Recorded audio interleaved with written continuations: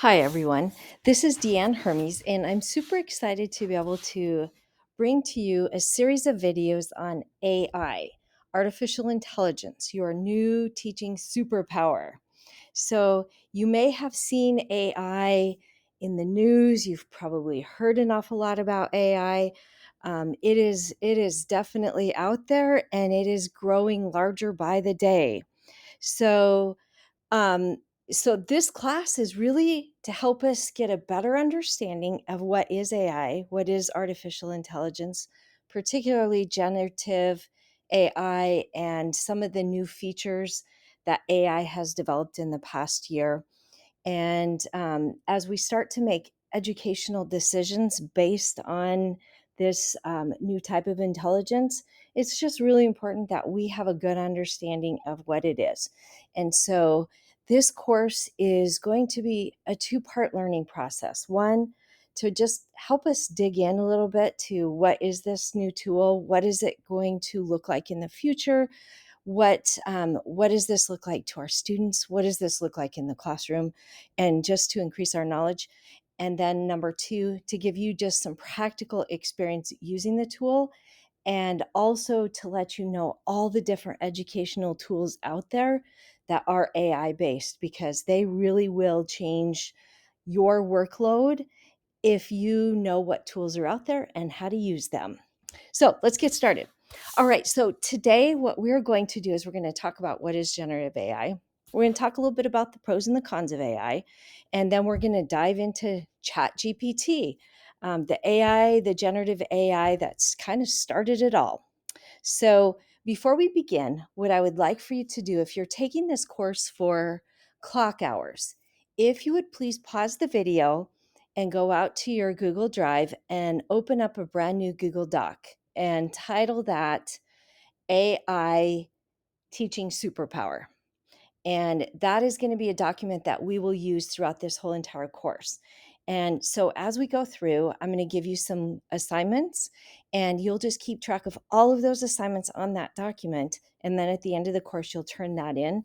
And then that is how you will earn clock hours for this class. All right, so let's go ahead and get started. ChatGPT, you've heard about it, October 2022. This came out and it was a super big deal from the moment that it was launched. What is ChatGPT? What's it going to look like in the future? How is it going to change things? Here's some more headlines. So, headlines all over, positives, negatives. What's this going to do to education? That's a pretty big one that's out there right now. Is, what do we do about this piece in our educational world, and how is this going to change the future of education? So, let's just start, first of all, by looking at how big this was when it first took off. So here is here's a picture, a screenshot of online services and how long it took those services to reach 1 million users. So take a quick moment and look at this graph.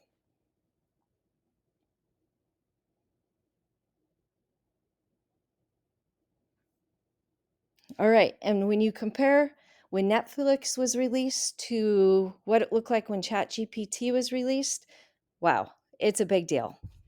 Okay, so ChatGPT is a type of AI called generative AI. And if you take just a second and read the definition at the bottom of this slide.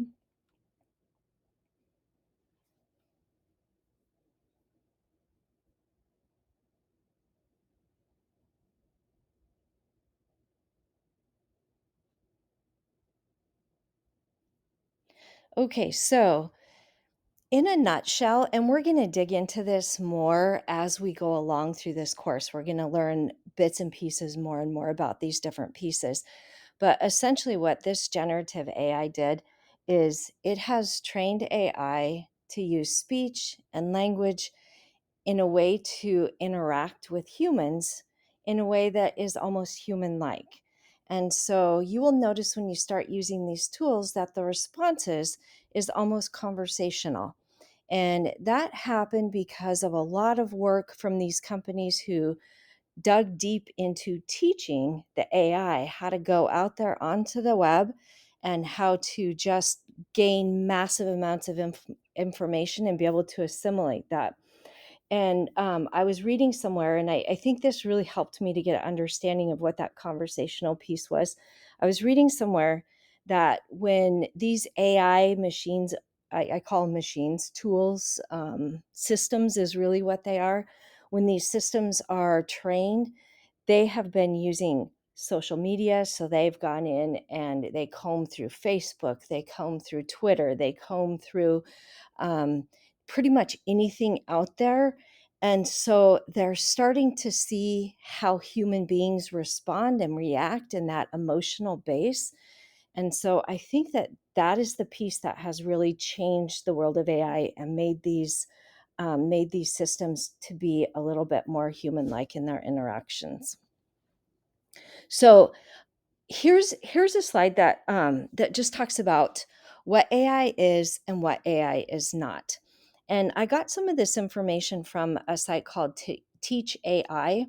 And I'll put these resources, if you're taking this course, I'll put them in our Canvas course so that you can have all the resources and all the information out there that I used to for my own learning and as we go along for more learning. But Teach AI is a really great place for some good information. So, but let's get back to this. If you'll just take a minute and read through these two slides on your own.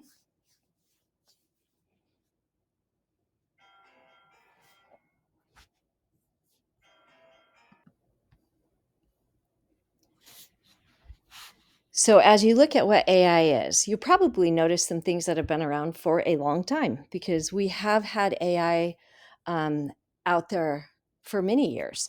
It's just that it has continued to improve and it's continuing to change. Um, and then what AI is not. So, just there's a lot of things going on out there, of people having fears about AI and things like that right now. So hopefully, as we move through this course, we can alleviate some of those fears if you have some of those as well. One of the big deals about AI right now, particularly in education, and being that it can interact almost in a human like behavior, is that people are really worried about what this means for things like plagiarism, or what does this mean um, for my own creative content? Is that going to get taken away, et cetera, et cetera? So I think this is just a really good quote that just kind of speaks to where we need to come from when we're looking at this. Although humans can relinquish control, they do not relinquish responsibility for what is written. Humans can and must, this is so important, remain accountable for fact checking, verification procedures, and truth telling. And this is one of the pieces that I really want to highlight when we start looking at AI. Very quickly, one of the cons about using AI is that if it gets taken at face value, how quickly misinformation can get spread, how quickly that untruths can suddenly seem like they are real truths. And so I feel like one of the big skills that all of us are going to have to learn, whether it be students, adults, is going to be how do we really do a good job of checking our facts? How do we verify the information that is put in front of us? Um, it's really interesting. Several years ago, I was doing some research into STEM careers and what was the world of work going to look like in the future. And I ran across this article, and it was talking about how in the future, one of the number one jobs that is going to be new out there will be on someone who is in charge of overseeing ethics. And I thought, what? And now that all this AI has come through, it's suddenly become clear to me how that person who is responsible for understanding ethics, how ethics are applied, et cetera, how that is truly going to be a major job of the future. All right, so as we go through this class, I'm going to ask you every single week, and I would really like for you to ponder this for a minute with all of the learning that we do every week. And when you go exploring on your own, what if we meaning educators, we meaning parents, we meaning society. What if we do nothing? What are the consequences for that, whether they be positive, negative? Um, so that's just something I would like for you personally to churn on as we go through this course. All right. So that was a quick overview. I didn't want to spend too much time going into the details because I want us to jump in, explore a little bit first, and then after we explore the content, then we can start digging in a little bit more once you see what this is all about. So you have likely heard of ChatGPT. And so we are going out to ChatGPT and we are going to explore that tool today. In the next video, we are going to explore ChatGPT a little bit deeper, but we are going to look at prompts, which is a really important concept when it comes to AI. And then we're going to look at ChatGPT in terms of use in the classroom and in terms of benefits to students. So that will be next week. All right, so if you will pause this video or open up a new tab and go to chat.openai.com. And I'm going to pause this video and I'm going to go out there myself and I'll meet you back here in just a second. Okay, so here we are out at ChatGPT, and from this point on, if you want to go out and explore on your own, please feel free to do that. If you want to go through this together step by step, then stay with me in the video and we'll go through it step by step. Your homework assignment for this particular video. So on that Google Doc that you opened up, if you would please just title it video number 1, Chat GPT, and then if you will take a couple of screenshots of some of the questions that you put in to Chat GPT, just put in the question, either list 5 or 6 questions for me, just copy paste the questions in there, or list one question and one of the responses that you got from Chat GPT. So just document with a couple of different pieces of information that you gain how you use Chat GPT. And then next week, we'll dig in a little bit more to the journaling piece of this. All right, so that's homework assignment for video number 1. All right, so let's jump in and let's see how this works. So we are out here. This is chat.openai.com. Now, there is also upgraded versions. And so if you just type in Chat GPT, that will give you a different website that's essentially the same, but it has upgraded to instead of 3.5, it has upgraded to 4. And so you can see right here, you can upgrade it. I'm just going to, for right now, stay at 3.5. So a couple of bits of information you might find helpful. So ChatGPT, when it was originally released back in October of 2022, they made sure and tell you that it only had information through the year 2021. And after the year 2021, any information after that point, it did not have any ability to reflect on that in its answers to the questions that you ask it. It has recently, in the last couple of weeks, they have recently upgraded. So now ChatGPT is current through January of 2023. So always something good to keep in the back of your mind in terms of what's the information that's out there and not. Now, we had talked about positives, negatives, pros, cons to using this tool. Number one of the cons of using ChatGPT is that it can have a lot of bias, and that depends upon where it learned its information. So dig deeper into that yourself. You might even ask that question of it, but just know that the information is potentially biased. And so you always have to have that lens on. Again, the new learning that we have to do with this new release of information, there's another piece of that. All right. Now, one of the pros, they can put together information so quickly that you will be impressed with how well this tool works. All right, so let's go ahead and do a couple of things. First of all, top left side of this page, you'll see new chat. So anytime you want a new chat, you can click on that new chat. And then you will see down below, here's a little screen where you can type in what would you like what would you like to ask it? So we're going to go super simple right now. So what is generative AI? Let's just start there because I did not give you much of a description, much of a definition of that. And so you can see as soon as you type in the question, then it very quickly starts giving you information. And so as you go through here, take a couple minutes, read through. You may or may not like the information that it is given. Here's the thing about AI is that you'll never get the same answer twice. Now you might get similar information in similar ways, but it never produces the exact same answer.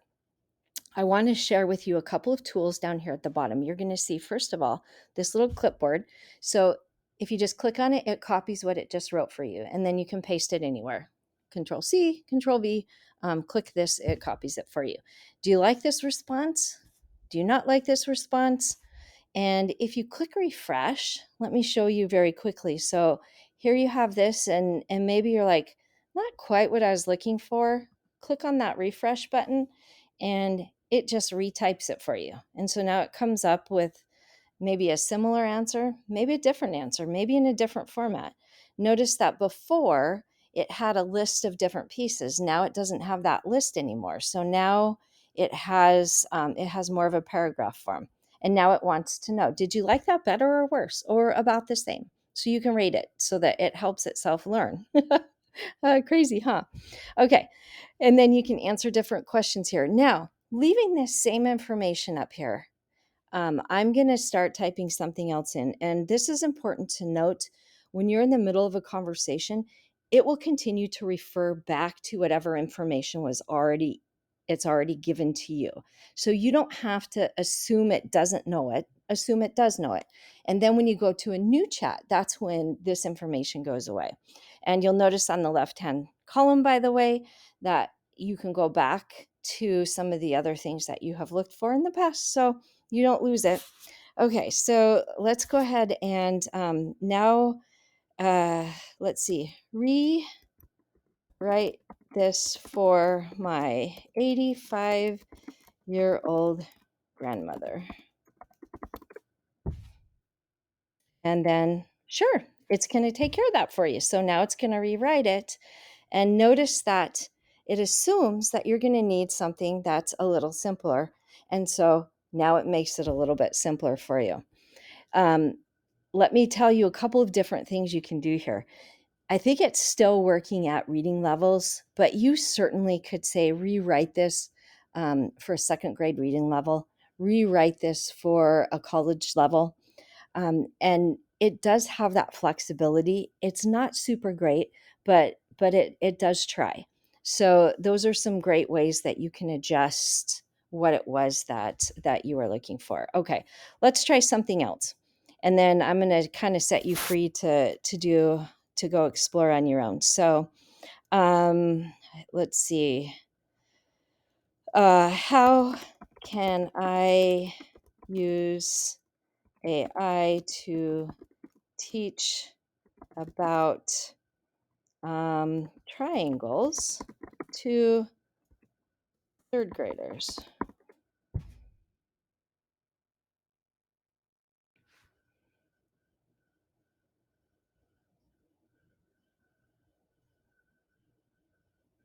Okay. And then now, so you can go back through here and you can do all the other things that we already talked about if you want to refresh it, etc. Now notice that it also gives you some other suggestions. So tell me more about triangles. Okay, let's see what it has to say about triangles. So then it's going to give you some more information. You could say, what is a project I could teach? Let's see, what is a project I could do with third graders? And again, it's going to assume that you're still talking about triangles. So you don't have to re-demonstrate that. And now it's going to come up with a project. So honestly, your imagination is the limit to what this thing can do. And even extensions, collaboration, etc. So, and then now look, now can you suggest another math project? So let's say I wanted a second one. So I want some options for kids. Here's 3 options. You could click that button 3 times and you would have 3 different options that kids could choose from. So anyway, the scope of this is amazing. Now, as you're going through here, we very simply put questions in here. Next time, we're going to explore prompts that you can use. And there are actually places where you can go out there to create prompts or prompts that are already created for you, because prompts are super important to hone in on exactly the information that you would like to get from your AI tool. So you can see that this probably, if I was looking for something specific, I could put a standard in here. I could have put a math standard in here, a writing standard, and say, based on this standard, please create. So it truly is endless what you can do. So I think that I've talked enough, and we've gone through a couple of examples, and I showed you the tools down here.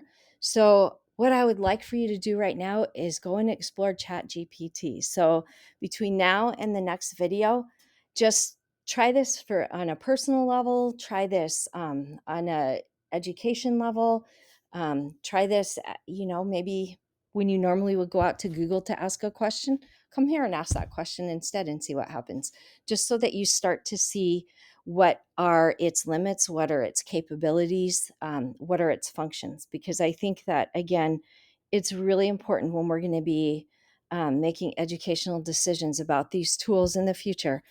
We really need to have a good understanding of the tool. So, and again, don't forget my question: what if we do nothing? Okay, thank you so much for hanging in there with me today. I hope you're super excited about this, because it really is kind of amazing. And I can't wait to get into some of the specially made education AI tools, because they're really they're going to kind of blow your mind a little bit, because they're so amazing. So anyway, thank you. Have a super great time exploring, and we'll see you next time.